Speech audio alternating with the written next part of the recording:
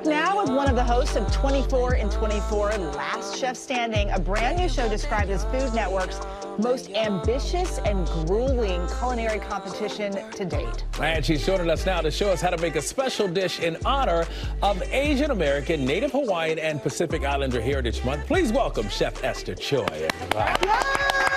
Good to see you. Congratulations. You've had a baby since the last time I saw you. Yes, I did have a baby and did a 24-hour cooking competition show. That's a big thing. Yes. Congrats. Trying to do it all. Mama, super mom. Love to see it. What are we making today?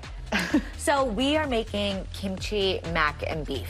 So kimchi mac and beef, this is kind of like my ode to my Korean American upbringing. So classic American dish, kind of like mac and beef, like hamburger helper, if you will, you know, something that I grew up eating, but adding, you know, a Korean flair, and it gives like a different dimension to the dish, and it's awesome. Let's get to it. Let's get to it. Okay, so we have some oil, and it's a really easy dish. You know, it comes together in like 15-20 minutes. We and like that. Kids love it, and that's how you get your kids to eat kimchi. You know, like I love to say. So you want to add some onion and Do some the whole kimchi. of it, or Yeah, just throw it in there. All of those onions. Sorry, not trying to. Okay. I cook a lot. Some onion and then garlic. The whole of it or just a little bit? Yeah, just all of. I like garlic, you know, I like to add a lot of it. I like for the people Yeah. I'm around to eat the garlic as well. Of course. And so is this something quick that we can put together, especially for parents who have small kids? I would say so, 15-20 minutes. As soon as your pasta is cooked, the sauce should be ready. You add kimchi, and kimchi gives this amazing, delicious depth of flavor. And that's sort of like my secret ingredient when I cook. I love to add kimchi to different dishes that is not only Korean, but a lot of my American dishes, like my pasta. Instead of adding onion, if I don't have an onion, I'll add kimchi. I have He was even tapping his hands. She's like, okay. And then after the onions kind of get soft, you then come to the protein. And you can add beef, which I love to do, but you can also add ground chicken, ground turkey, whatever. Of it. Yeah, exactly. Any ground meat you want, and of course bacon. See that bacon. Because you know bacon makes everything Never go wrong with better. bacon. Koreans love some pork, man. I know, we do love our pork. And I feel like the bacon is just, you know, gives that smoky flavor. It adds a lot of richness that when you're making like quick sauces like this, that's the way to go. You want to use as much help as possible. Fat is always good. Yes. Nice. So that's going. And then when that is kind of brown and sauteed, you'll add the tomatoes as well. Okay. So tomatoes.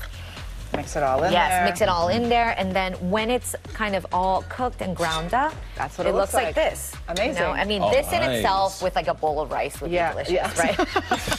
I mean, for me, anything with a bowl of rice. Yeah, same. But kids love pasta. Maybe a little egg. There you go. Little egg, exactly. So from here, we're gonna add a little bit of chicken stock. Okay. And this is also another secret ingredient of mine. Sesame oil? Fish sauce. Oh, fish sauce. Fish sauce. Fish sauce is kind of like that umami MSG that adds like that flavor that you're like, what is that? It's fish sauce. And then smoked paprika. Just a little bit? Just a little bit. If you like it spicy, you can add a little more. And that's pretty much it. You can add some salt and pepper. Always come in for the Hello, Annyeonghaseyo. Annyeonghaseyo. Oh, I love that. I love your Korean. That's the only thing I can say.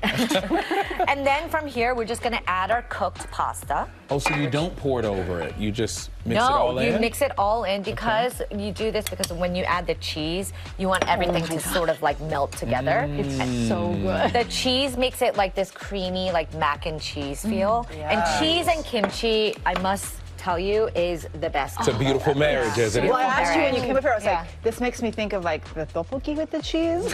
Yeah, exactly. Yeah, right. And real quick, tell us about the competition. So it's 24 hours. So 24 chefs, 24 competitions, and 24 hours. So literally, the chefs are cooking for 24 hours straight without the clock stopping at all. Oh, wow. A chance to win $50,000 and a trip to Hawaii.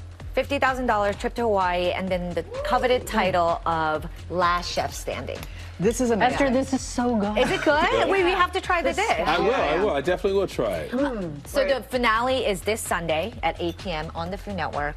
And it's the last 4 chefs, and literally they've been cooking for 20 hours straight without the clock stopping. That's amazing. This is like elevated hamburger helper. I mean, Elevated. Chef Esther Choi, thank you so much for being Thank here. you. And you can catch, as she just mentioned, the season finale of 24 and 24, Last Chef Standing, this Sunday night on Food Network. And for today's recipe, scan that QR code right there on your screen, or go to goodmorningamerica.com/food.